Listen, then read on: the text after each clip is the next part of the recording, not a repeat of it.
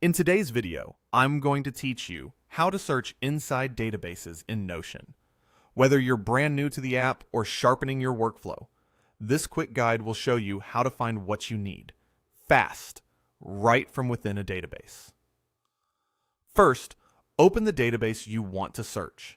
This could be a table, board, list, calendar, or any database view. Look toward the top right corner of the database and find the small magnifying glass icon. That's your database search. Click into it to start typing your query. As you type, Notion instantly filters the rows in that database. You'll see the list shrink in real time to show only entries where the title or any visible property matches your text. Visible properties are the columns you can currently see, like tags, status, or date. If those details are displayed in the view, they're included in the search. For example, typing a client's tag or a project's status will immediately narrow the results to entries that contain that exact value in the visible columns.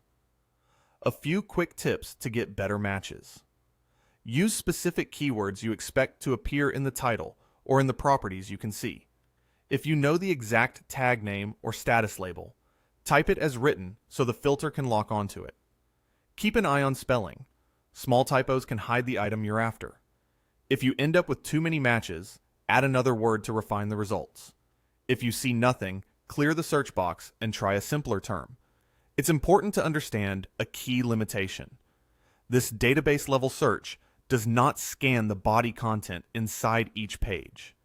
It only looks at the page title and the properties that are currently visible in your view. That means long notes, checklists, or embedded text inside a page won't be included in these results. If you suspect the information you need lives inside a page, open likely entries from the filtered list and review their content directly. For day-to-day use, this search is perfect for quickly jumping to a specific entry by name, filtering by a tag, zeroing in on a status, or pulling up items tied to a date. It's fast, focused, and keeps you inside the database you're already working in.